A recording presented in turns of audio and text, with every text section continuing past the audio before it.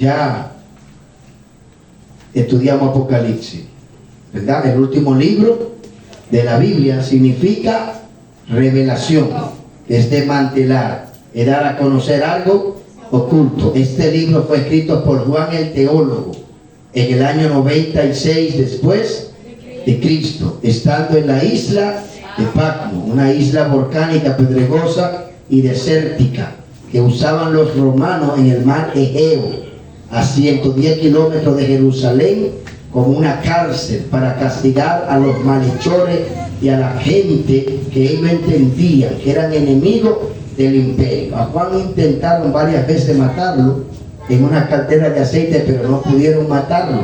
Entonces lo mandaron al bendito a esa isla a morirse, a que se acabe de morir, pero él no se murió.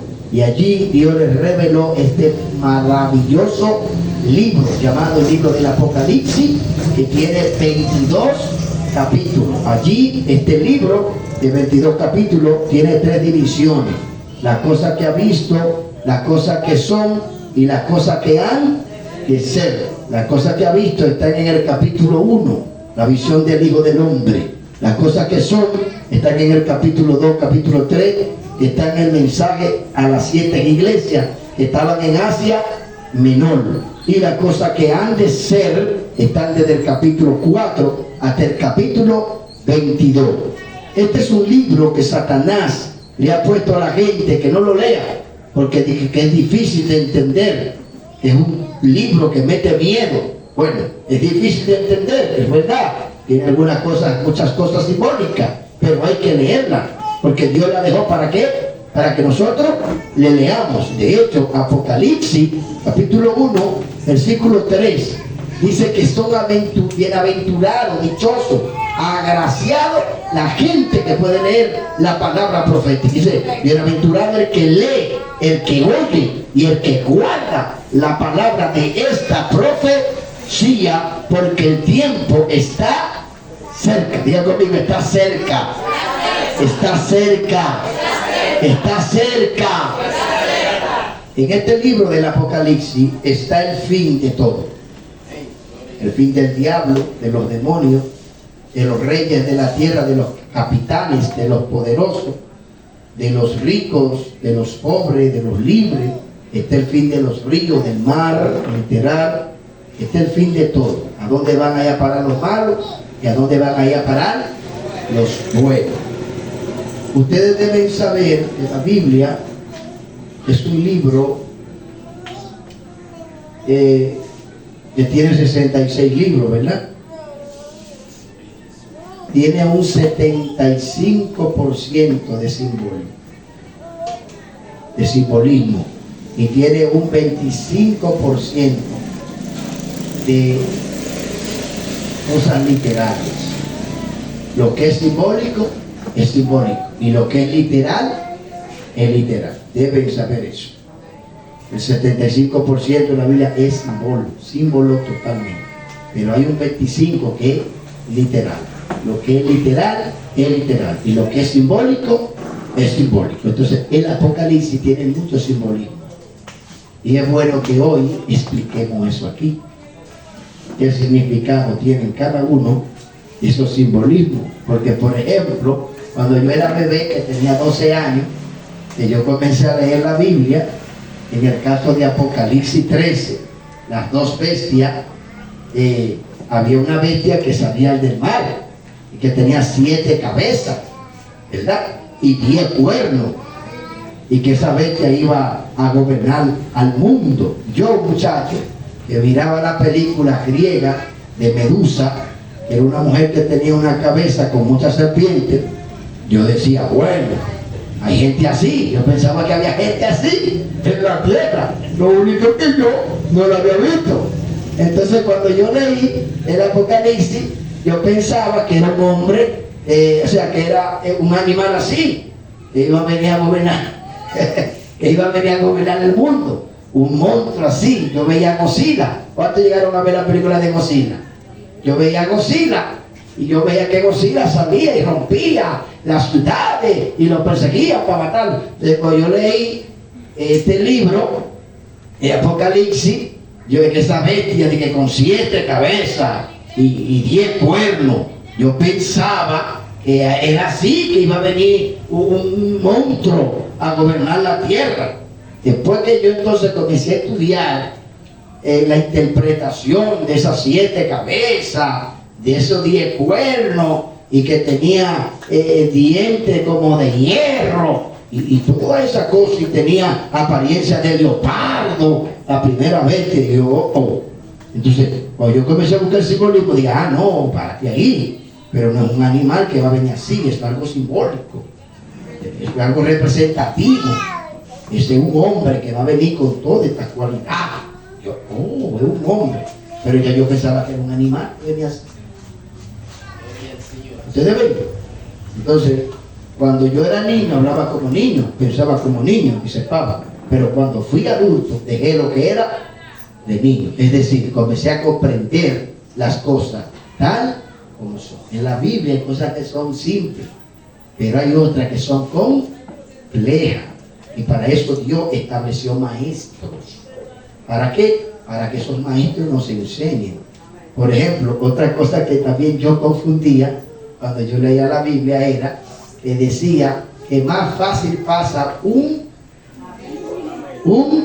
camello por el ojo de una aguja que entrar un rico en el reino de los cielos. Entonces yo me paraba y me sentaba y se ve acá. Pero ¿cómo que un camello puede pasar por el ojo de una agujita? Pero ¿y cómo es eso? Es que no hay manera. Entonces yo ponía la agujita chiquitita así y ponía el camello. Y dice, pero ¿y cómo es que va a pasar? Es que no hay manera. Entonces dice que es más fácil, pasar el camello por el ojo de la aguja que un rico en el cielo. Pues yo decía, pues nunca ninguno de esos ricos se van a salvar. Porque ¿cómo pasa un camello por el ojo de una aguja? ¿Cómo? Porque yo lo que conocía era la aguja de coser. O sea, yo ni conocía en esa edad la aguja del reloj. Yo no tenía reloj ni sabía eso. De que la aguja, porque también los relojes tienen aguja y los carros tienen aguja también. Pero yo la agujita que pensaba era la de coser. Después con los años yo descubrí que no era esa la aguja la que venía hacer eso, pero esa era la única aguja que yo conocía. ¿En qué era lo que yo iba a pensar? En la aguja que yo conocía.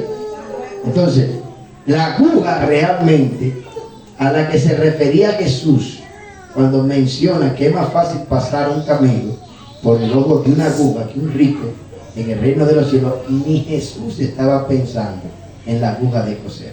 Y la aguja de coser existía en esa época, pero Jesús no se refería a esa aguja.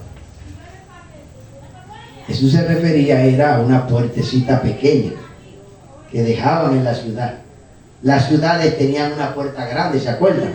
Que las ciudades antiguas las amurallaban a todas y le dejaban una puerta grande por donde entraban y salían todas las personas. Era una forma de ellos protegerse de los bandidos para que no se metieran a robar. Ellos amurallaban esa ciudad y también la gente que venía a matarlo, ellos se protegían.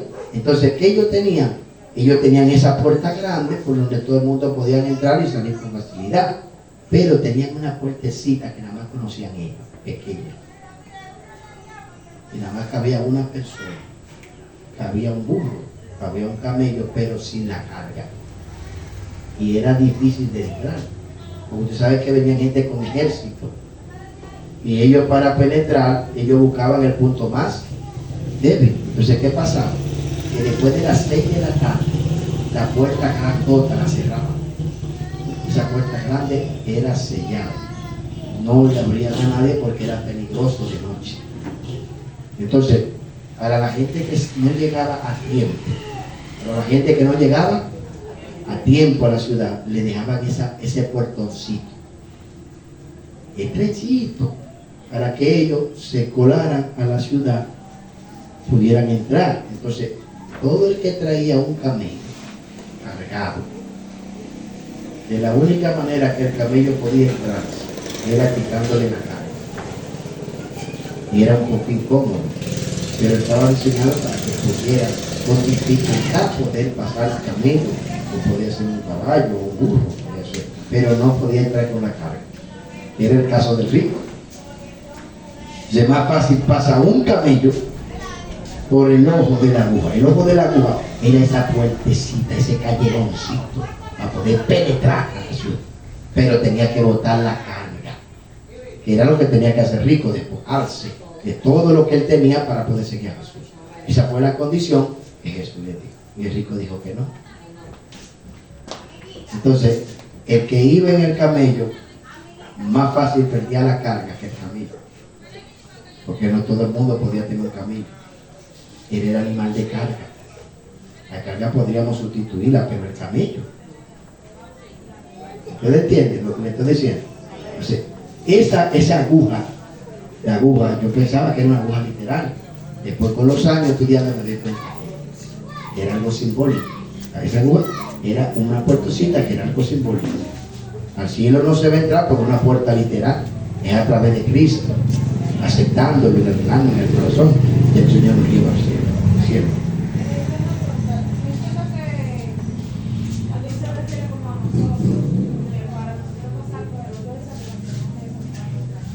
Sí, ese es el mensaje.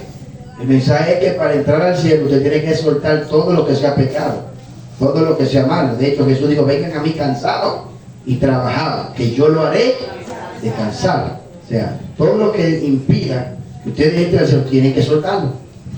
Tienen que dejarlo atrás. Porque con esa carga de pecado no van a poder entrar. Ningún camello con la carga podía entrar por ahí. Porque es que se atrabanca. Se atrabancaban. Ok, el Señor nos bendiga. Le pongo ese simple ejemplo del simbolismo bíblico.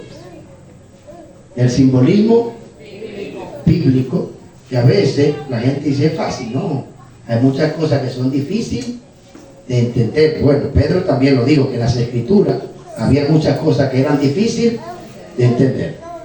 Yo le voy a darle más o menos las interpretaciones simbólicas que tienen el libro del Apocalipsis, para que ustedes vayan socializándose con el libro y vayan conociendo cosas que cuando ustedes entren a leerlo se les haga un poquito más fácil de entender. Por ejemplo,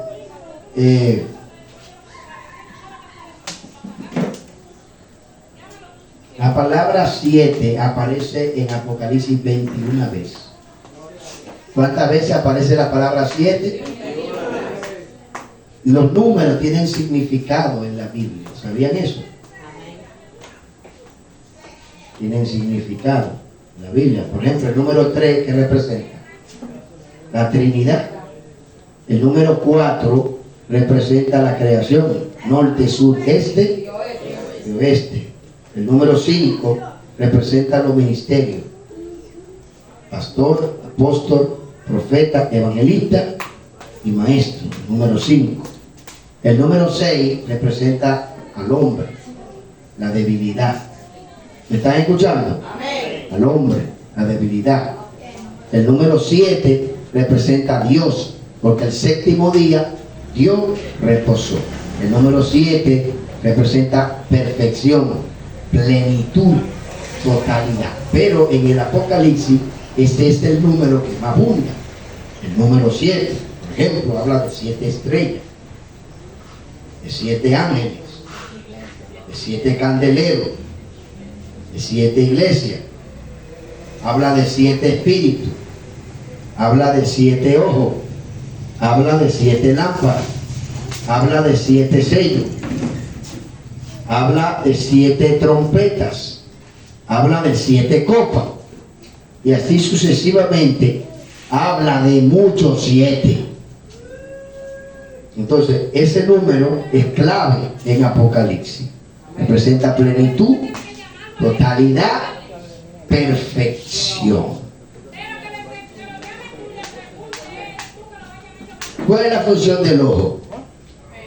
Ver, descubrir lo que está delante. Entonces, 7 ojos.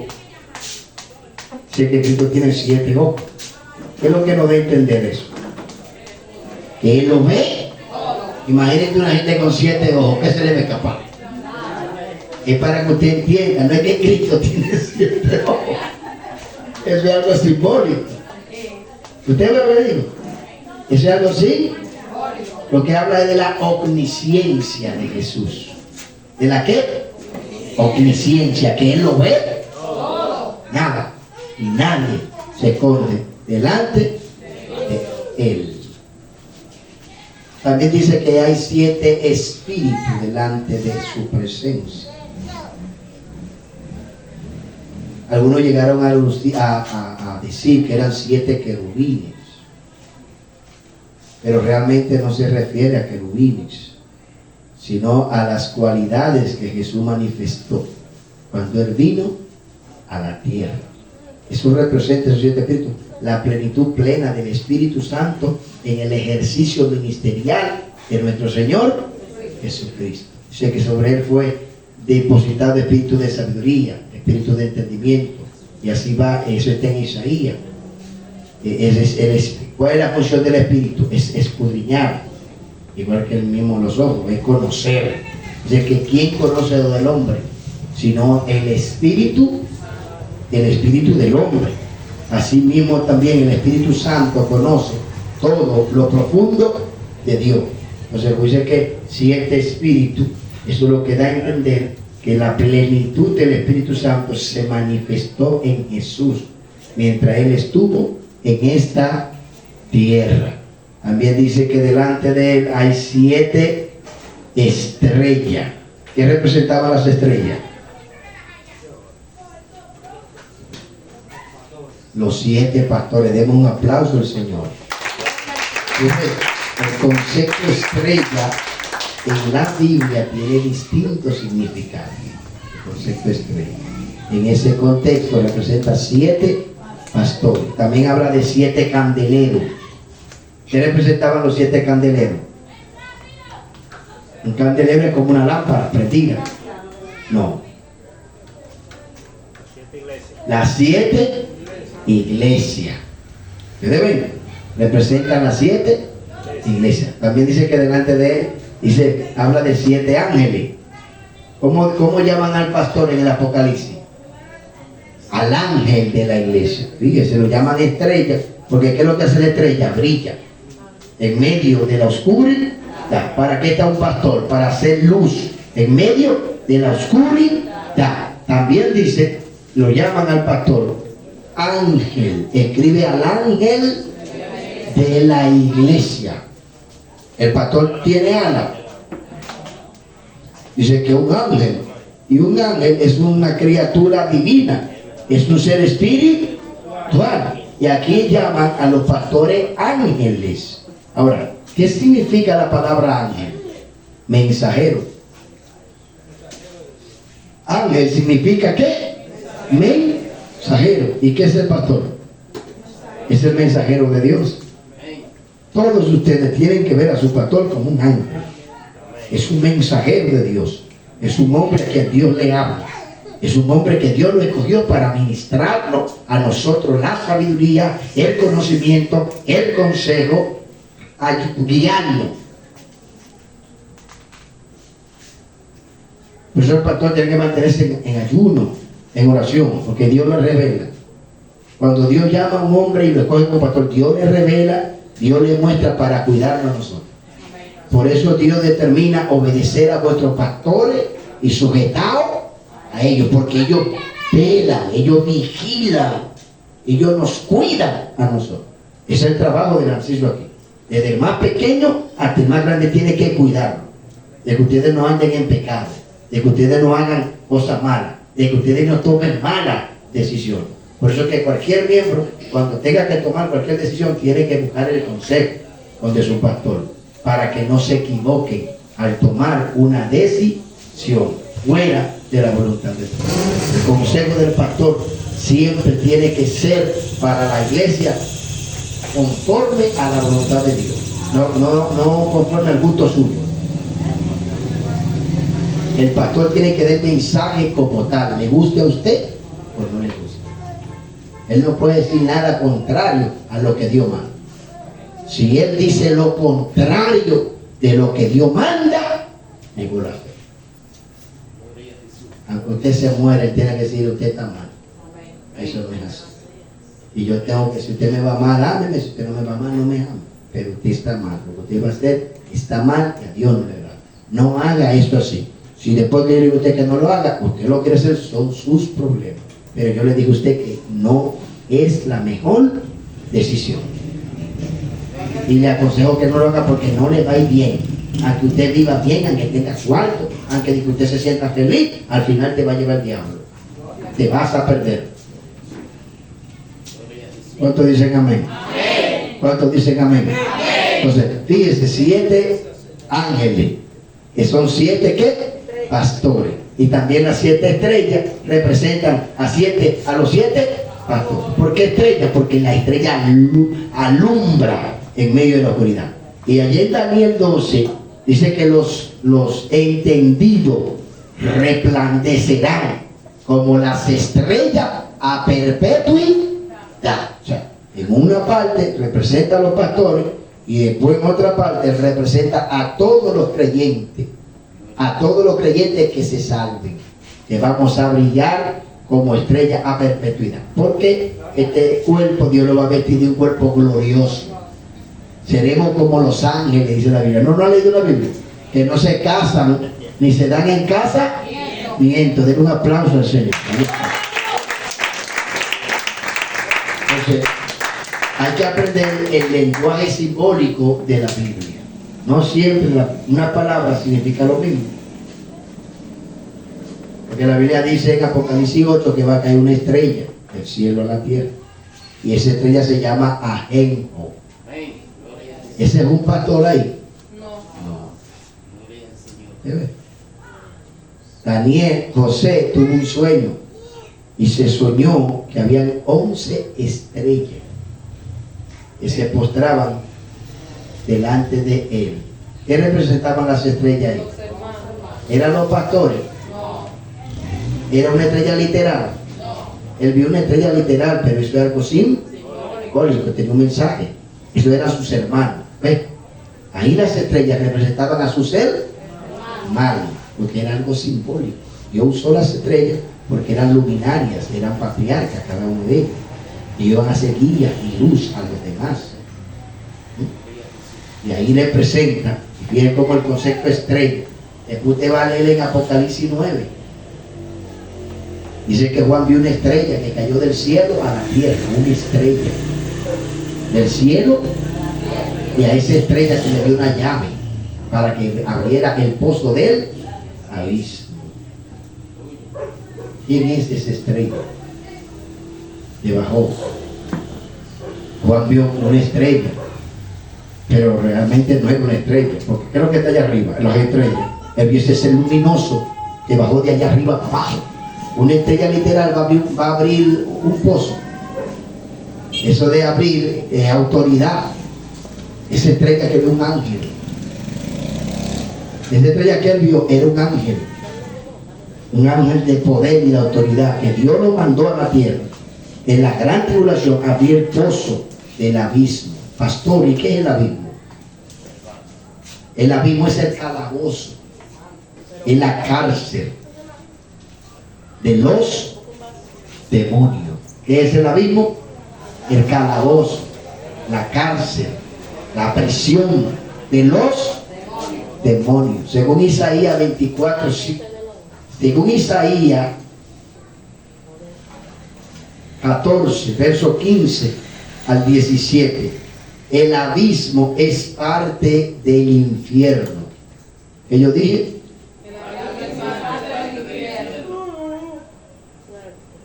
Según Lucas 8, en uno de sus versos, como el 36 en adelante, habla que el abismo es temido por los demonios. Los demonios le tienen miedo al abismo. Según la Biblia, en el abismo solamente entran y salen demonios. ¿Usted escuchó lo que yo dije? En el abismo solamente entran y salen demonios. ¿Y es parte de qué? Del infierno. ¿Dónde está el abismo? ¿En el cielo o en la tierra? Aquí en la tierra. ¿Dónde está el infierno? Aquí en la tierra. ¿En qué parte? Según la Biblia, el infierno en el corazón, en el centro de la tierra. Entonces, ahí en el infierno está el abismo. El abismo es una cárcel exclusivamente para los demonios. En el abismo no entran ni salen alma humana. Nunca en la Biblia se menciona que las armas entran al abismo. El abismo es exclusivo para los demonios. Es a lo que los griegos llaman el tártaro. ¿El qué?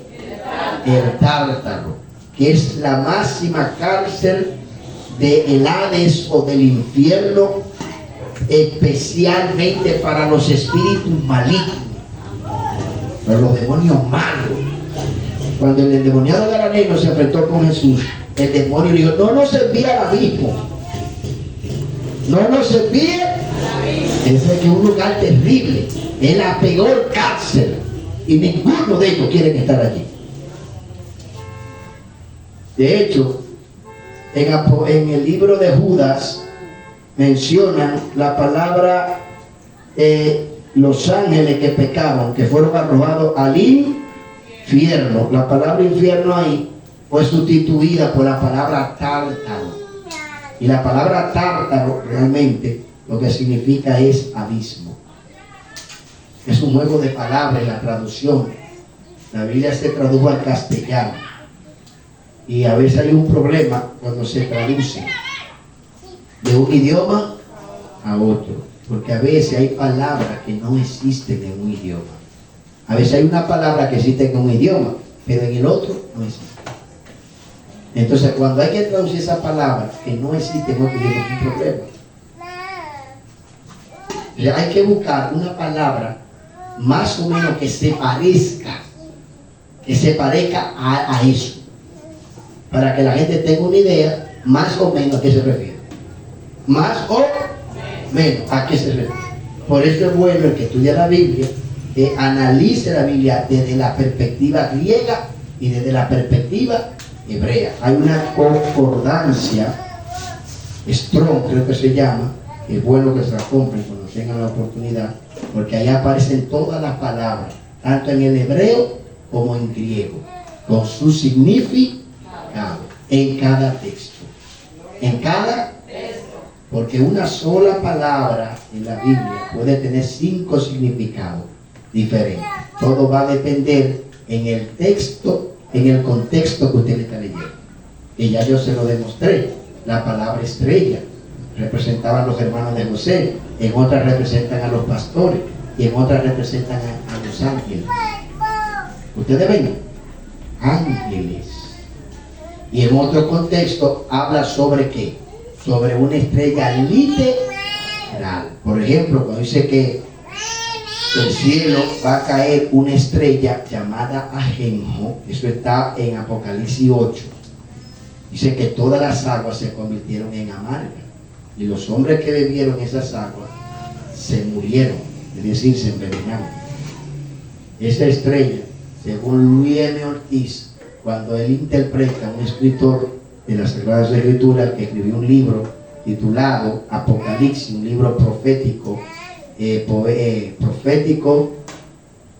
devocional y práctico. Él escribió un libro y él interpreta, dice él, que esa estrella que cae es un meteorito. ¿Cuál fue la palabra que yo utilicé? Un meteorito que va a caer sobre la tierra con gases y va a envenenar la fuente de las aguas. Algunos dicen que posiblemente sea una bomba atómica que tiren, los hombres crean una bomba y la tiren del cielo hacia abajo y envenenen las aguas. Él cuando dice eso, ese es un meteorito que va a caer. También él dice que sea una bomba atómica o sea un meteorito, a Dios se le sobran los recursos para hacer eso y más. Porque para Dios convertir el agua del Nilo en sangre, no necesitó ni de un cometa, ni de un meteorito, ni de una bomba atómica. Y la convirtió en sangre. Den un aplauso al Señor. Entonces para Dios nada es imposible. Para él abrir el mar rojo no tuvo que usar un terremoto, ni tampoco mandar una bomba. Él le dijo a Eliseo, toca el manto, y tocó el manto con el manto de Elías, Eliseo tocó el Jordán y el río Jordán se dividió en dos. Para pasar el mar rojo, Moisés no tuvo que hacer tampoco una cosa de otro mundo, sino con la vara la tocó las aguas y el mar se dividió. Entonces, o sea que a Dios se le sobra eso y más. Pero es para que ustedes vean cómo esa estrella ahí. Se llama la estrella. Y la Biblia dice que Dios conoce todas las estrellas y que Dios llama a las estrellas por su nombre. ¿Ven el asunto? ¿Cómo es? Dios es todopoderoso. Sin embargo, cuando usted lee esto, ¿qué será esto? Una estrella. Es un meteorito. ¿Por qué? Dice lo que los astrólogos, hay estrellas más grandes que la Tierra. Se llaman astros. Todo eso que ustedes son astros o planetas. Y ellos dicen que si una estrella cae aquí en la Tierra, todos mueren. Tan grandes que son. Usted ve las estrellas pequeñas, pero ellas no son tan pequeñas como se ven. Usted la ve pequeñita porque usted no sabe los millones de kilómetros que hay de distancia. Ustedes me están escuchando. Amén. Entonces un cometa es que posiblemente sea esa estrella que se llama Agento. Es una mata amarga. Entonces, por eso es bueno leer la Biblia, ¿verdad? Y estudiarla para uno poder entenderla. Amén. Dios le bendiga. Amén. Voy ahora a explicar. Miren.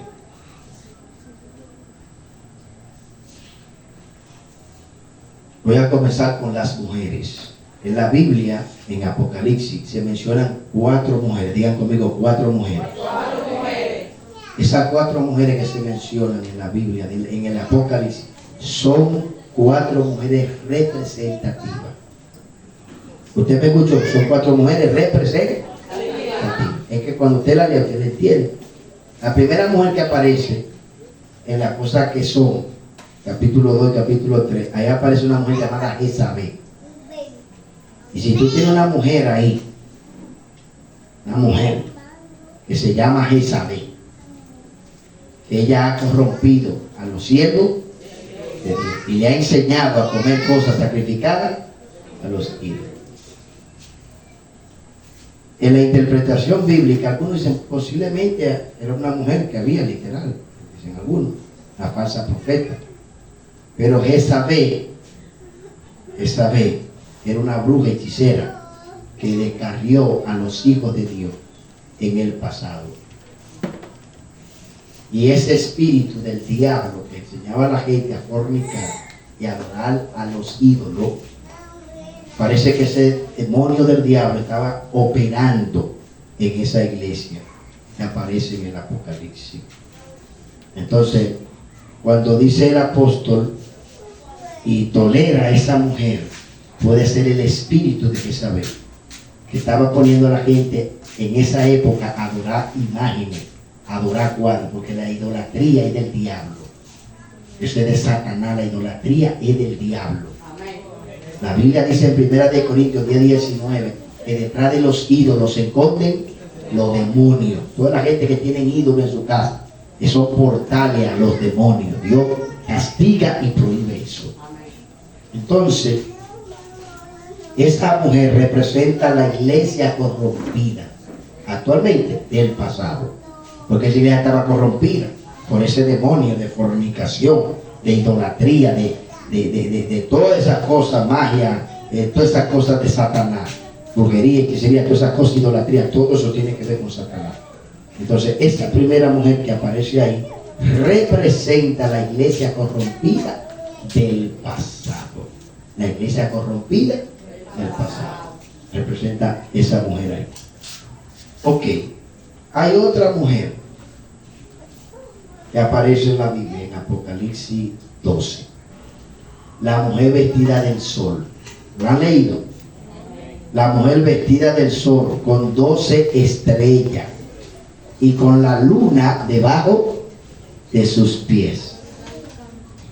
Esta mujer representa la nación de Israel. ¿A quién representa esa mujer? La nación de Israel, porque acuérdese de José, que tuvo un sueño con las estrellas, con el sol y con la luna. Cuando José tuvo el sueño, ¿qué representaba el sol? A su padre Jacob, y la luna a su madre, y las estrellas a sus 11 hermanos. Entonces hay mucho simbolismo en esa mujer. Dice que la mujer estaba embarazada. Acuérdense lo que Jesús le dijo. Lo que le dijo la mujer samaritana: Jesús, sabemos que el Mesías viene de los judíos. ¿Quién parió a quién? ¿Jerusalén parió a Jesús o la iglesia parió a Jesús? ¿De dónde fue que salió Jesús? ¿De Jerusalén o de la iglesia? De Jerusalén. Entonces algunos quieren decir que esa mujer es la iglesia, y eso es falso. Jesús no salió de la iglesia salió de Jesús. La iglesia salió de ahí, del costado, cuando lo hirieron, que salió sangre y agua, de ahí que sale la iglesia, que representa el perdón de nuestros pecados y el bautismo en agua. Esa agua que nos limpia, que nos purifica, que crucifica al hombre viejo y surge el hombre nuevo. Denle un aplauso al Señor. Entonces, esa mujer que ven ahí, con la luna debajo de sus pies, vestida del sol y con 2 estrellas, representa la nación de Israel. Hay otra mujer que aparece en Apocalipsis 17. Se le llama la gran ramera. Ese representa el sistema religioso de la iglesia católica. Casi todos los teólogos del mundo, cuando estudian eso, apuntan hacia la iglesia católica. Nosotros, por decir esto, no significa que tengamos nada personal con nuestros hermanos los católicos. No tenemos nada contra el católico, pero tenemos que decir la cosa tal como es. De hecho, cuando ese libro se escribió, no existía la iglesia católica. La gente está errada, porque el que no lee es como el que no sabe. La gente cree que la primera iglesia que existió fue la iglesia católica. Eso es falso de todo lo falso. Y los mismos católicos que estudian deben saber eso. La primera iglesia que existió es la iglesia cristiana, es la iglesia de Cristo. 300 años antes de Cristo existe la iglesia evangélica. De hecho, esas iglesias que están en Apocalipsis existían desde antes de pensar existir la iglesia católica. La iglesia de Éfeso, la iglesia de Esmirna, ninguna de esas iglesias fueron católicas. La iglesia de Pérgamo, de Filadelfia, de Tiatira, de Laodicea. La iglesia, todas esas iglesias existían en Asia Menor. Y no significa que nada más había en esa iglesia, había muchas iglesias más. Lo que pasa es que Dios quiso escoger esas 7 iglesias como 7 iglesias representativas. Y quizás si ahorita me da tiempo les voy a explicar. Porque nada más una sola duraríamos un tiempo entero, nada más interpretando verso por verso. Eso es muy fuerte. No daría el tiempo. Pero esa mujer de Apocalipsis 17, a la que le llaman la gran ramera, que está encima de la bestia, representa a la iglesia católica, el sistema religioso de la iglesia universal.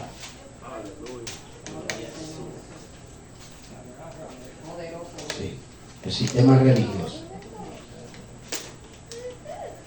Y hay otra mujer en Apocalipsis 19, verso 9 al 11, al 10, habla sobre la novia del Cordero o la esposa del Cordero. ¿Quién es esa mujer, pastor?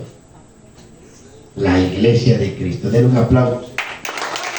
Esa cuarta mujer que aparece en Apocalipsis, se llama la esposa del Cordero, la novia del Cordero, representa la iglesia de Cristo, la iglesia lavada con la sangre, La iglesia vestida de lino fino nos representa a todos nosotros. La iglesia que se salvará, la iglesia que entrará al cielo. Ok.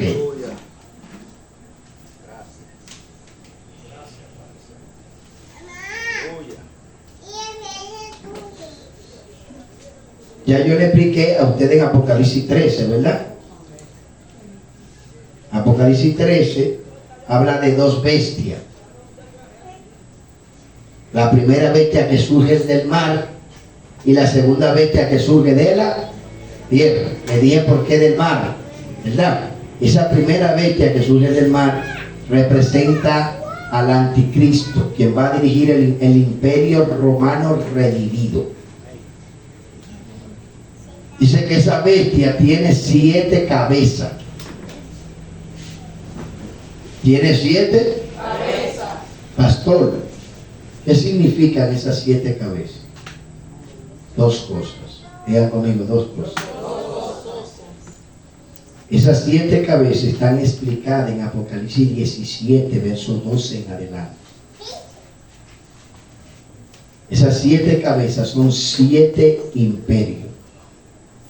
Primero, 7 imperios. Apúntelo. Egipto, 3000 años antes de Cristo. Egipto, 3000 años antes de Cristo. Asiria,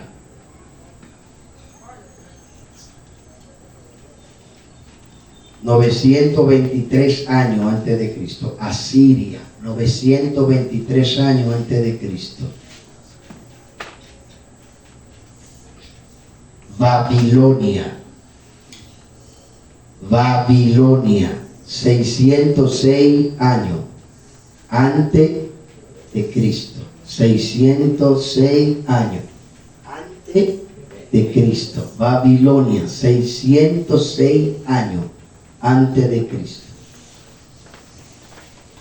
Medo-Persia, el imperio Medo-Persia, 538 años antes de Cristo. Medo-Persia, 538 años antes de Cristo. Grecia. El que sigue es Grecia. 333 años antes de Cristo. Grecia. 333 años antes de Cristo. ¿Cuánto van? Egipto, Asiria, Babilonia, Medo-Persia y Grecia. Cuando ustedes lean en Daniel, en Apocalipsis 17, que le habla de las 7 cabezas, van a escuchar la frase que dice: y de los 7, 5 han caído. ¿Cuántos han caído? 5. Ya para la época de Cristo, esos 5 habían desaparecido. Y le dice, uno es. ¿Cuál era el imperio que existía cuando Cristo? El imperio romano. Apúntenlo. Roma. 476 años. No. 168 años antes de Cristo. 168 años antes de Cristo. Hasta 476 años después de Cristo. Hasta ahí duró Roma como imperio. 168 años antes de Cristo comenzó Roma como imperio, no como ciudad, porque la ciudad de Roma existe 700 años antes de Cristo. Pero como imperio, 168 años antes de Cristo. Y terminó en el año 476 años después de Cristo como imperio, que fue que se dividió en el 476, se dividió en Roma Oriental y en Roma Occidental. Como imperio dejó de existir y quedó bajo la sombra del papado. que ese otro tema que cuando ustedes estudien la teología, les vamos a enseñar todo ese periodo, la historia de la iglesia. Entre los que van a entrar al taller de formación pastoral. Vamos a tratar eso más profundo. Ok. Dice, 5 han caído. En el 12 usted no van a encontrar eso. O sea, en el 13, la primera vez, que me dice 7 cabezas. Pero en el 5 sí está explicado. Son 7. 5 han caído. Ya le dije los 5 caídos. Uno es, que era Roma, la que existía. Y dice, y el otro no ha venido. Y cuando venga, es necesario que dure breve tiempo. ¿Cuál es el otro imperio que no ha surgido? El que va a dirigir el año. Por eso decimos que Roma vuelve a revivir. ¿Roma vuelve a qué? Vivir como imperio. Roma va a volver a resurgir como imperio a nivel mundial.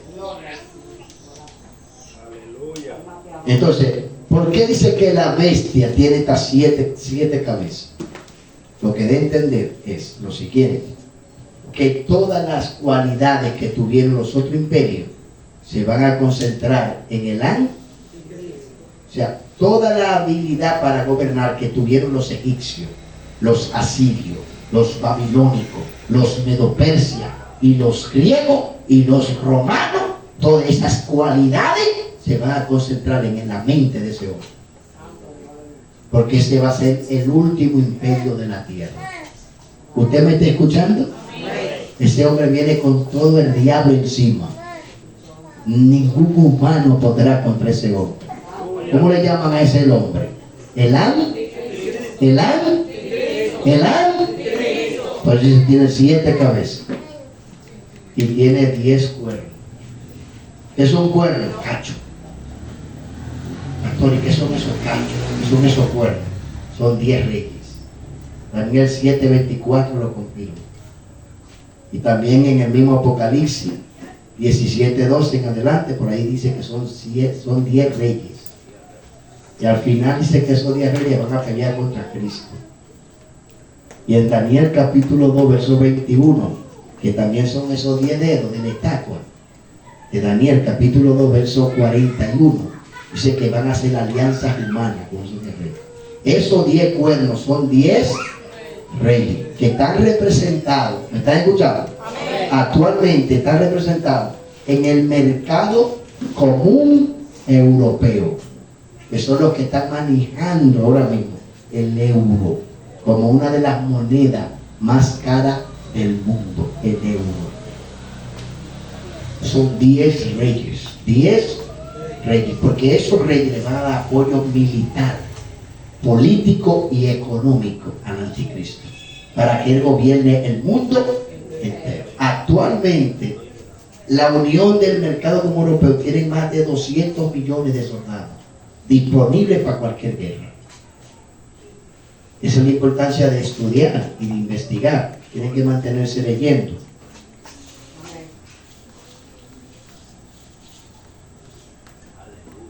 La iglesia está a punto de ser tomada de la tierra.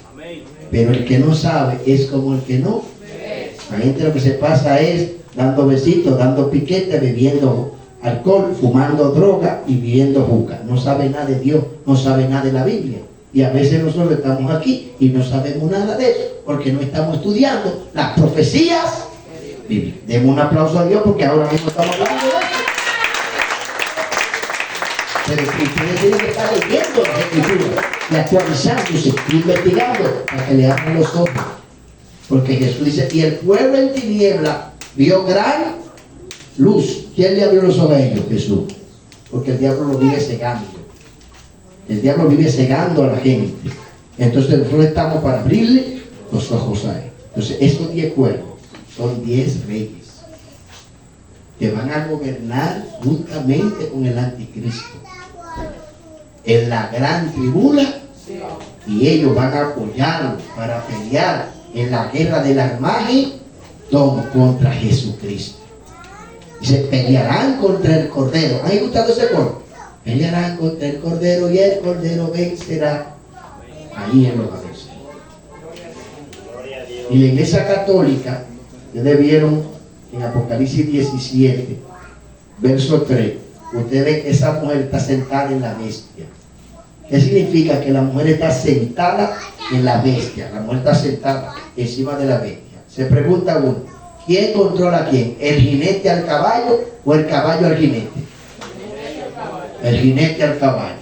¿Y qué es lo que debe entender? Pues es que la mujer, la gran ramera, estaba sentada sobre la bestia. Eso significa que en los 3 primeros años de la gran tribulación, la Iglesia Católica va a apoyar y va a dirigir al anticristo. Porque recuerde, en la gran tribulación, el anticristo, él no va a venir como el anticristo. ¿Como quién es que va a venir? ¿Como quién es que va a venir el anticristo primero? Como Jesús. Porque Jesús le dijo, yo vine en el nombre de mi Padre y a mí no me creyeron. Pero viene uno en su propio nombre. A este ustedes van a qué. Y también Marcos dice 13, 20 en adelante, dice que vendrán falsos Cristos. Y el anticristo primero va a venir como un falso Cristo, porque él va a hacer pacto con Israel. Según Daniel capítulo 7, versículo 25, y según Daniel capítulo 9, verso 27, él va a venir como Cristo y va a hacer pacto con la nación de Israel por 7 años. Los judíos no hacen pacto con nadie si no es un judío. Por eso se dice que el anticristo va a ser un judío, que se va a pasar por Jesús y tiene que ser de la tribu de Judá a poder ser rey. Pero en la mitad de la gran tribulación, él se va a declarar como lo que realmente él es. Porque cuando vayan a inaugurar el templo de Salomón, va a ser reconstruido por 3ª vez, que ya tienen en Israel todo preparado, lo único que le falta es la reconstrucción de ese templo. Y ahí es donde entonces él, siendo hombre, va a ir a la inauguración. Y aquí sentado, como dice el Tesalonicense, siendo hombre, va a decir, yo soy Dios. Siendo hombre se va a llamar Dios. Yo soy Dios. Y cuando él diga yo soy Dios, los judíos van a echar para atrás. Un falso, ¿cómo que tú eres Dios? Ningún hombre es Dios. Por eso matan a eso. Por eso ellos mataron, porque no lo aceptaron como Dios. Pensaba que era una blasfemia. Y olvidaron las escrituras que el verbo se iba a hacer carne y Dios iba a habitar con nosotros como Emmanuel. Y ahí se va a entender muchas cosas cuando eso pasa. Entonces, él primero viene como Cristo. Por eso viene en Apocalipsis 6. ¿Se acuerdan de Apocalipsis 6? El jinete del caballo blanco. Ese jinete del caballo blanco del capítulo 6, pues interpretándole el Apocalipsis, es el anticristo, que viene montado en un caballo blanco. ¿Qué significa eso, pastor? Venir montado en un caballo blanco. Eso es símbolo de conquista. Casi todos los emperadores del mundo antiguo siempre aparecen montados en un caballo. Eso representa conquistadores como Napoleón, Bonaparte, como Alejandro Magno, cuando iba a conquistar estas naciones, iba montado en un caballo. Entonces, en la Biblia usa este simbolismo como un ser que viene a conquistar. Por eso dice que salió venciendo y para vencer. Se le dio un arco en la mano, pero un arco sin flecha, porque él no viene primero a pelear, él viene como un pacificador. Y por eso dice la Biblia en 1 de Tesalonicenses 5:1, cuando el mundo diga paz y seguridad, vendrá destrucción repentina. Primero el anticristo viene con una paz falsa, por eso viene en un caballo blanco, mostrando seguridad al mundo, paz, resolviendo problemas. Dice Tesalonicenses capítulo 2, verso 10 al 12, que Dios le va a permitir hacer milagros y señales para engañar a los que se pierden. Dios va a permitir que el anticristo haga milagros y haga cosas terribles. Por eso es que va a ser un religioso y un predicador fuerte. Él viene con un carisma de predicador, un sanador. Ahí pues sí, este es Cristo. ¿Ustedes sabían que todavía en Jerusalén están esperando a Jesús? El Mashiach le llaman. Están esperando al Mashiach, al maestro. Porque el que murió, ellos no lo aceptaron. ¿Entienden? Hay un temor reverente en Israel. ¿Dónde está Él? Eso va a sacudir al mundo. Pero antes que eso pase, la iglesia, entonces van a recibir a su falso Cristo. Aparece en Apocalipsis 6, montado en un caballo blanco, el anticristo. Después ustedes ven que viene el segundo caballo, que se abre el sello. Cristo es quien está abriendo los sellos. Por lo tanto, el que monta el caballo blanco del 6 no puede ser Jesús. Ese es el anticristo. Después viene un caballo bermejo. ¿Qué significa la palabra bermejo? Alazán, rojizo. Y dice que a ese caballo se le dio una espada. Esa espada representa guerra. La paz falsa que trajo el anticristo va a estallar con una guerra civil en la mitad de la gran revolución. Una guerra civil. ¿Y por qué se va de esa guerra, pastor? Bueno, porque cuando el anticristo se proclame Dios, va a decir que a él hay que adorarlo. Y entonces ahí van a comenzar obligatoriamente a establecer el sello, la marca o el nombre. Que de su nombre sale el número, que es el 660. Tiene un nombre, una marca y un número. Ahí. Entonces van a obligar a los grandes y a los pequeños, a los ricos y a los pobres, a los libres y a los esclavos. A todo el mundo se le va a obligar a ponerse esa marca, ese número o ese nombre. No conocemos la marca, no conocemos el número, no conocemos el nombre, pero sí el número. El número es el 666. El que se pone esa marca, ese nombre o ese número, ya es del diablo. Pero dice que para poder la gente comprar y vender, va a tener que ponerse esa marca. Es decir, que por más millones que ustedes tengan, estos millones en la gran tribulación no les van a salir a nada si no se pone esa marca. Porque si usted no se pone esa marca, ese nombre o ese número, usted no va a poder ni comprar ni vender. Entonces, ¿de qué le va a servir el dinero? ¿De qué le va a servir el dinero?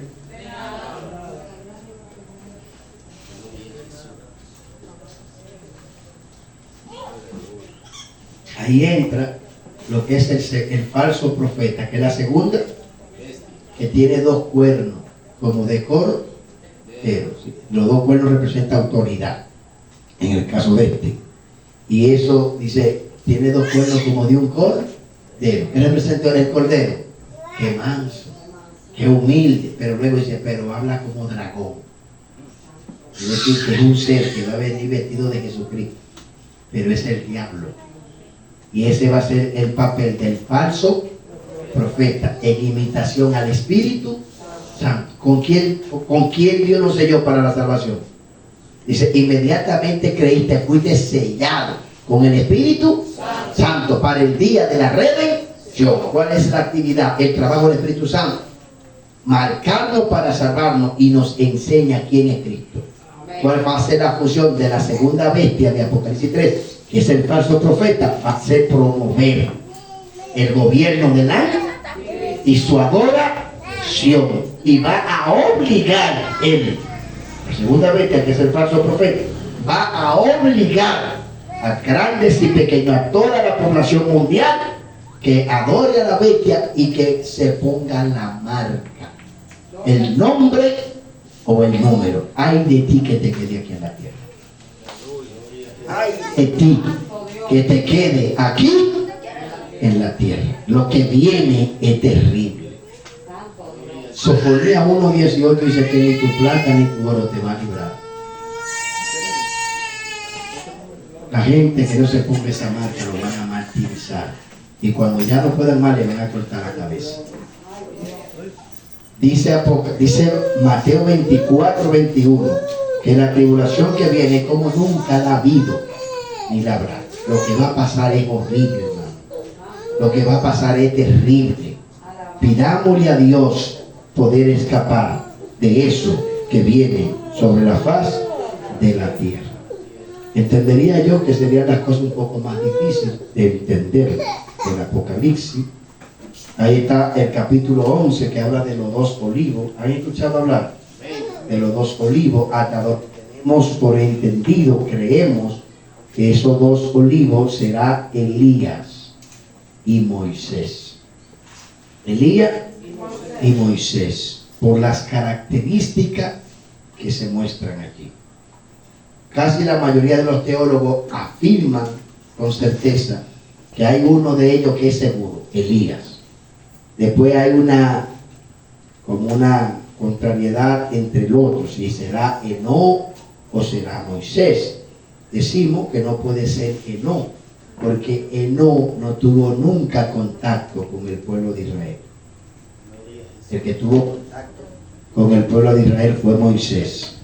Gloria a Dios. Fue Moisés trató con ellos, los 10 mandamientos, trabajó con ellos y ellos lo conocen. Enoc, dice la Biblia, en el libro de Hebreos 11:5, que Enoc fue traspuesto al cielo para no ver muerte. Si fue traspuesto al cielo para no ver muerte, y estos dos lo van a matar en la tierra, entonces no puede ser, ¿no? No puede ser, porque fue traspuesto para no ver muerte. No dice sin ver la muerte, es para no ver muerte. Y los dos olivos de Apocalipsis 13 lo van a matar. De hecho, dice que ellos tienen poder de hacer encender fuego, y eso solamente lo hizo Elías, y de convertir las aguas en sangre. ¿Quién fue que hizo eso en la Biblia? Moisés. Y de hecho hay como un paralelismo, porque en Mateo 17 dice que Elías y Moisés se le aparecieron a Jesús en la transfiguración. Aparecieron ellos dos. O sea, hay muchas características y señales que nos hacen entender en la teología bíblica y evangélica, de la nuestra, que esos dos olivos que habla y dice que son olivos, dando a entender que son dos personas unidas. Dice también que son de la tierra, no pueden ser ángeles, son humanos, que vienen para acá. Esas dos personas son dos profetas que van a predicar en la mitad última de la gran tribulación. Ellos van a aparecer en la tierra como predicadores, porque se va a seguir predicando en la gran tribulación. De hecho, en Apocalipsis 7 habla sobre los 144,000. ¿Han escuchado hablar? Los 144,000 van a ser sellados. Ellos también van a predicar en la gran tribulación. Lo único es que según Apocalipsis capítulo 13 verso 7 dice que la bestia va a pelear contra ellos, tanto contra los dos olivos como contra los 144,000, y lo va a matar, porque van a ser un obstáculo a su gobierno. Van a ser un obstáculo a su gobierno. Dice que él va a pelear contra los santos, la bestia, y va a vencer. Eso no significa que se van a perder los que se quedan. No dice que va a vencer, que lo va a matar, pero estas almas se van a salvar. ¿Usted me escuchó? Se van a salvar. Entonces, esos dos olivos, hasta donde tenemos entendido, será Elías y Moisés, que van a predicar por 1260 días. Eso equivale a los últimos 3 años y medio de la gran. Al final usted ve en Apocalipsis que lo matan y lo dejan en la plaza tirado 3 días. Pero después de 3 días dice que viene el Espíritu de Dios sobre ellos y ellos resucitan. Y cuando ellos resucitan hay un gran temblor de tierra, un terremoto en la tierra, tan grande que murieron 7,000 hombres. Si contar a los niños, a las mujeres. Imagínense qué terremoto va a ser eso. Un terremoto terrible. Entonces, esos dos olivos, hasta donde tenemos entendido, no todas las otras religiones piensan como nosotros. Hay muchas interpretaciones feas, horribles de esos dos olivos, que no quisiera ni mencionarse, pues son tan descabelladas, no sé de dónde rayos que sacan esas cosas. Pero eso yo le insto a ustedes a estudiar minuciosamente las Sagradas Escrituras. No pierda su tiempo viendo novelas, viendo series. Póngase a estudiar la Biblia. Después que usted entienda la Biblia entera, vea todo lo que usted quiera. Pero nosotros tenemos que conocer la palabra de Dios primero y después que vengan las otras cosas. Amén. El que domina la Biblia entiende el mundo. Usted puede ver lo que sea y usted está claro, porque es que la Biblia te abre la luz en todos los horizontes. El Señor nos bendiga. Amén. Ahora, si tienen alguna pregunta, les voy a permitir, con el permiso del pastor, 20 minutos. Ya son y 10, las 9 son las 9. Las 9 o las 8, ¿cómo es? Este está descarriado. Me está engañando, te bendigo. Di que las 8 y 10. Pónmelo en sintonía, Narciso, este reloj. Es como que se me atrasa de repente, engañándome.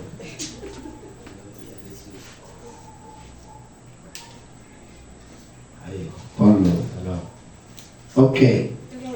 Vamos a ver. La pregunta que tengan de lo que ustedes leyeron, Julia, que no entendieron. Con el librito. En el capítulo 10. Ese es uno de los capítulos más difíciles para muchos interpretar. Exacto. El arcoíris representa misericordia, el trono de Dios, la gracia manifestada. Ese ángel con el librito, ese librito es parte del Apocalipsis del capítulo 11 para allá. Dice, cómetelo. Y por eso que se lo comió, Juan tenía que seguir predicando, no podía quedarse nada más en el 11. Tenía que seguir predicando. El 10 para allá tenía que seguir. Entonces él le dijo, come, se conoce todo lo que tiene que seguir hablando y enseñando. Dice que en la boca le fue dulce, porque todo de Dios al principio, ¿cómo sabe? Dulce, bueno, pero al final le amargó. ¿Por qué? Porque hay dolor, hay sufrimiento. Pablo dice, irá andando y llorando el que siembra la preciosa semilla. Hacerlo de Dios cuesta sacrificio, pero al final de todo vamos a tener éxito, vamos a tener victoria. No podemos tener miedo al dolor, al sufrimiento. No podemos tener miedo a nada de eso. Tenemos que seguir predicando. Entonces él tenía que seguir enseñándole a los pueblos, a las tribus, a las naciones, todo eso que está del capítulo 11 en adelante. El mensaje de Dios hay que darlo. No todo el mundo lo va a aceptar, y a veces le dan uno su palo, sus galletas, sus tabanazos, sus metrallones, pero no tenemos que tener miedo, porque la Biblia dice que el que con él sufre, con él también reinará. El verdadero cristiano que anda en santidad y conoce a Dios no le tiene miedo a la muerte, ni a las enfermedades, ni al dolor, ni a las persecuciones, porque sabe que eso es parte del propósito. Eso es parte del propósito. Nosotros no somos cobardes, por eso somos considerados como leones. En Proverbios 28:1, huye el impío sin que nadie lo persiga, más el justo está confiado en Dios como un león. El león nunca huye, el león enfrenta hasta que lo mate. El león no huye, los hijos de Dios no huimos.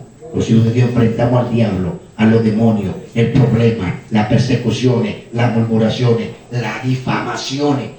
No van a dar con el jugo del agua. Tienen que estar preparados para todo. ¿Ustedes me están escuchando? Amén. Dice que nos vamos a salvar con dificultades. Dice, a través de mucha tribula, y que muchas son las aflicciones de él, pero de todas ellas el Señor. Esa es la importancia, que estamos con el que nos libera. Amén. Pero no cuando tú quieres, ni como tú quieres, ni a donde tú quieres, ni a través de quien tú quieres. Es cuando Él entiende. porque hay que pagar un precio. Todos lo queremos fácil, pero la vida nada llega fácil. Hay que pagar el precio, hay que hacer el sacrificio. ¿Entendió? Cielo. Las dos bestias. Sí. Es el anticristo. Boca. Los diademas son trofeos, son coronas que tienen los reyes. Solamente a los reyes que han ganado se les ponen coronas. Diadema significa trofeo, corona. Eso significa. Y eso que tienen es porque ellos van a gobernar por una hora, pero esa hora equivale a 7 años, según las 70 semanas del libro de Daniel. Que no muestre que eso es una matemática fuerte. Ok. ¿Alguna otra pregunta? Así es.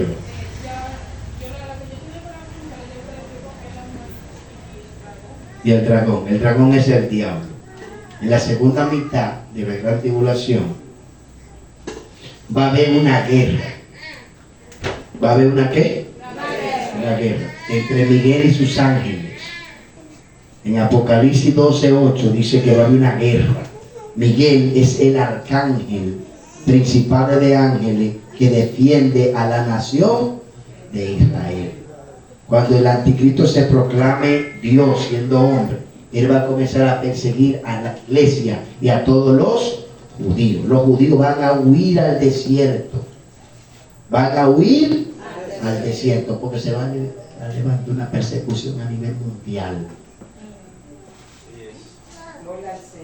El dragón va a mandar un río de agua.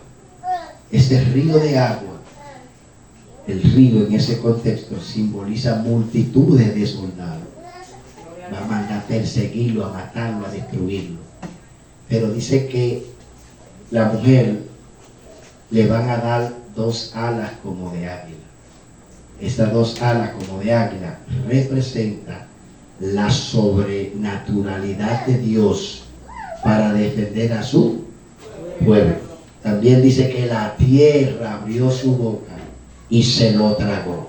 ¿Qué es lo que significa eso? Que va a haber un terremoto.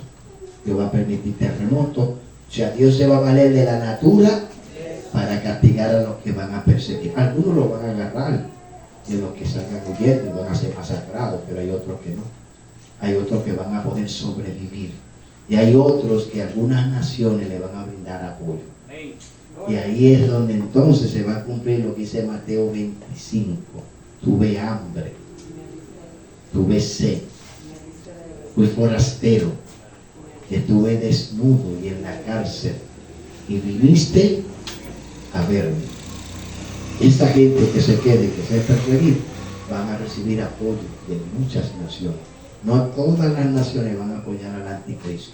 Ahora, todas las que no le apoyen, él le va a hacer la vida de cuadrito. Porque el anticristo, el diablo le vale todo su poder. Y el diablo va a mandar todos sus demonios que trabajen con el anticristo. Y le van a hacer la guerra a todo el que se quedó. Yo les aconsejo a ustedes que traten de irse ahora. Que ahora tenemos el Espíritu Santo, tenemos pastor, iglesia, podemos llorar. Venga a buscar fortaleza, santifíquese para mí. Porque si usted se queda aquí, ¿usted cree que usted va a aguantar lo que le van a hacer a la gran tribulación?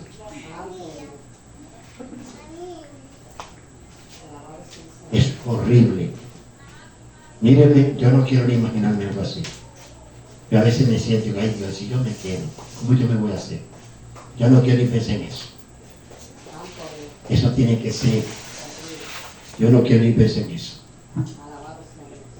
Nada más digo, vivan para Dios, no se contaminen, guárdense, no importa lo que tengan que sufrir, lo que tengan que aguantar, porque eso va a ser horrible, horrible, horrible, horrible. Jesús dijo que lo que va a pasar nosotros no tenemos ni la idea.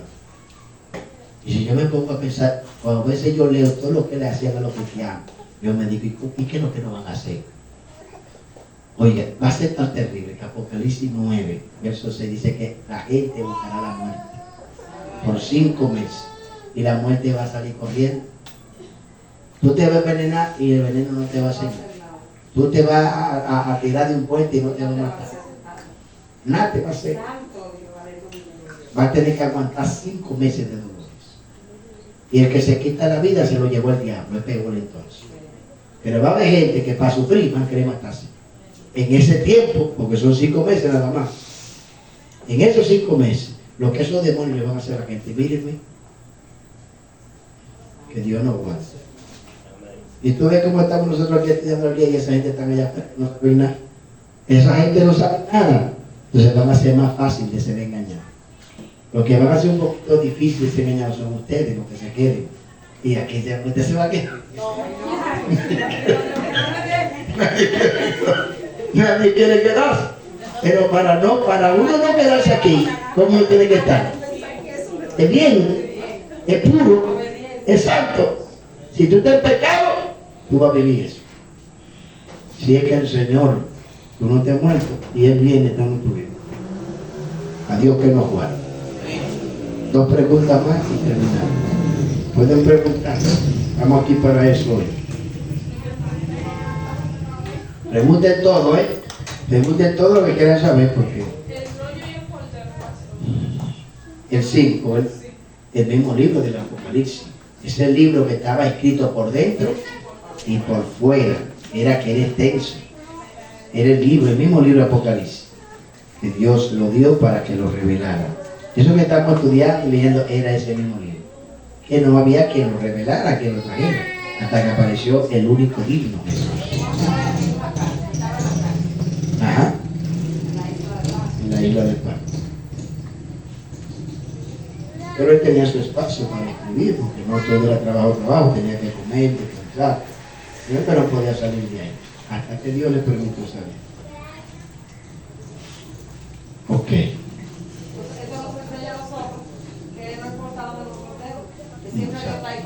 Está en medio del dolor, de persecución y de sufrimiento, ahí Él está. Y de esos dolores estos salen los grandes libros, las grandes experiencias. Yo escribí un libro que no lo he publicado todavía. Muchas cosas que experimenté y viví. Y yo escribí un libro de poemas. Tengo que registrar que yo tengo 101 poemas. Lindísimos. Hay muchas cosas ahí. Titulado Cuando el alma grita. Cuando el alma grita. Cada vez que me pasaba cualquier cosa, yo escribía o me inspiraba. Así era cuestión de minutos para escribir un poema. Usted sabe la lucha que coge un escritor. Para escribir un poema, a mí se me hace fácil. Aprendí así cuando sabe escribir. Tengo muchos poemas escritos. De hecho, me surgió escribir otro poema titulado Mundo. Yo creo que no tengo ese. Casi tengo todo. Dios, la muerte, el amor. Tantas cosas. Cristiano, el cielo, el infierno. Cuando el alma triste, alma alegre, alma triste, vagabundo, desamor, decepción, ilusión, alma, muerte, todos sus poemas tengo escrito. Una variedad para todo el mundo. Y a veces salen de cosas terribles que uno le pasa. Tengo lealtad, traición, su pueblo. Algún día te lo van a leer y lo van a recitar. Dios les bendiga. ¿Alguna otra pregunta sobre Apocalipsis? Yo pensaba que esto se iba a llover de preguntas. Que todo el mundo quiere saber ese libro. Cierto.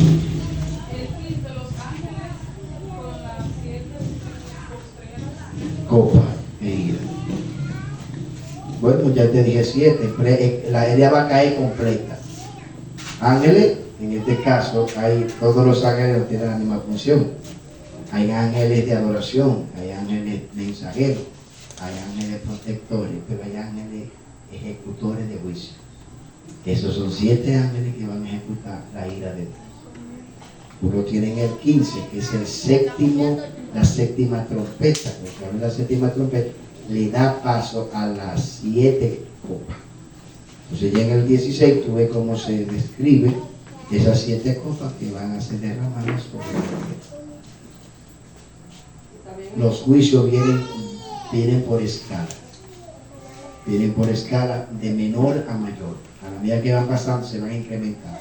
Los primeros son los 7 sellos en Apocalipsis 6, después están las trompetas, capítulos 8 y 9, y 9 están las copas. Lo más terrible de todo es las copas. Cuando la copa se derrama, la gente que se puso la marca de la bestia, le va a salir una úlcera maligna. Eso es cáncer en la piel. La gente va a morderse de dolor. Ellos van a vender, pero eso van a recibir su tablazo de parte de Dios. Porque le va a surgir una úlcera maligna en todo el cuerpo. Dice que las aguas del mar se van a convertir, dice que se van a morir todos los peces del mar. Y las aguas del mar se van a convertir como sangre de muerte. Una sangre putrefacta, podrida, hedionda. Eso es terrible. Y las aguas las aguas del río que fueron envenenadas en el capítulo 8, en el 16, la sangre, todas las aguas de la tierra se van a convertir en sangre. De hecho, ahí se identifica que hay un ángel de la sangre. Hay ángeles que protegen la naturaleza. Dice que el ángel de las aguas, digo, gracias Señor, porque tus juicios son justos y verdaderos. Como derramaron la sangre de tus 2 profetas y de los santos, tú le has dado a beber sangre, se lo merece. Porque nos van a perseguir, nos van a matar, pero esa gente que nos maltrata, con la espada que ellos me dieron a uno, con la vara que ellos me dieron, Dios lo va a medir ahí. Pero eso dice que la espada mata, a espada padecer, muerto. Dios va a tomar venganza de todos los que se unieron al maltrato de su pueblo en la tribulación. Muy fuerte eso. Donde dice en el juicio, que ya se para resaltarlo, que lo que no entrará, los electriceros, los unitarios, los homicidas, y los idólatras. Toda esa gente ninguno va a ver. Ni ahora ni después. Por eso el cristiano tiene que ponerse al día. Dice Apocalipsis 22:15 que los perros estarán fuera. La gente descarriada, la gente que hace actos de inmoralidad dentro de la iglesia. No van ninguno. Ni en el rapto, y si se quedan en la gran tribulación y hacen las cosas, no se van a salvar. Aunque no se pongan la marca y aunque no adoren a la bestia, si están en pecado y se mueren, se lo llevó el diablo. Por eso hay que purificarse, hay que santificarse ahora y estar preparado para la muerte o para la venida de Cristo. Amén. ¿Está usted preparada para morirse e irse al cielo? Amén. Pues prepárese, porque no es cuando tú quieras. La muerte no avisa. El otro día yo fui a subirme para la plataforma y me subí, y cuando yo me rebalé, gracias a Dios que no me denuncié, porque había perdido la vida. El día estábamos en un viaje y uno de los muchachitos de nosotros, la corriente se lo llevó. Y cuando quisimos cayó por un despeñadero y yo se rompió el cuello. La suerte es que tenía un salvavidas y quedó vivo. Pero nadie se esperaba que ese niño se podía aguantar. Y yo que me iba de nunca. Así la muerte llega a la gente. Usted no tiene que ser viejo ni estar enfermo. A su jovencita te va a bañar en el baño. Y bañándote en el baño te resbala. Y cuando te cae, te da con el borde del baño en la nuca y te mataste. Va en un motor y te cae. Se le van los frenos a la guagua y ya no hay para nadie. Yo no quisiera una noticia, bueno, todos vamos a morir, el problema no es la muerte. El problema es que tú no estés preparado. Que tú no estés preparado. Aleluya. Y si te fuiste sin estar preparada, ya no hay perdón ni oportunidad. Por eso uno tiene que cuidar su alma con temor y temblor, dice Pablo. Cuiden su salvación con temor y temblor. La gente está jugando la cúcara mácara hasta que no echen mano. Gloria al Señor. Dios no quiere que nosotros vivamos con miedo, sino con libertad. Y no hay una mejor libertad y una mejor paz que vivir en santidad. Amén. Cuando usted vive en santidad, usted puede decir, a mí me pueden quemar, me pueden dar un balazo, me pueden hacer lo que le dé la gana. Si yo me muero, me voy con Jesús. Amén. Y nada le da más seguridad a una gente de vivir en la tierra que no sea la santidad. Porque sabía que sin paz y sin santidad no hay liberación. Usted quiere vivir tranquilo, vivir en paz. ande conforme a la palabra. Y usted verá que usted va a ser la mujer más feliz del mundo. Usted va a ser la niña más feliz del mundo. Si usted habla, usted lo que anda en fornicación, hablando mentiras, viendo pornografía, estando de rebelde, usted tiene que andar con esto, porque usted anda mal, usted anda en pecado. Usted tiene dos opciones, andar en pecado o andar en santidad. ¿Qué usted prefiere? Yo prefiero andar en santidad porque en cualquier momento Jesús va a venir. Él no va a venir cuando tú quieras y Él te va a esperar a ti. Tú eres que tienes que estar esperándolo a Él. ¿Y cómo? ¿Tú lo vas a estar esperando mal? No, es bien. Todo el mundo bien. Amén. Así que no dejes esto para mañana. Es ahora que hay que prepararse. Amén. Porque entonces no tendría sentido lo que estamos haciendo aquí. El sentido fue que Él murió en la cruz para salvarte a ti. Valora eso. Él dio su vida y Él sufrió todo para que tú no sufras, para que tú veas. Así que el Señor nos bendiga. Dejamos a su pastor con Dios y cada uno. Después no digan, yo vine para explicarle, Usted fue lo que quisieran preguntar y hablar. Espero que hayan aprendido algo. Y si algún día entienden que el pastor tiene mi número, me llama y yo le explico. Sin ningún problema, pero fájense a leer.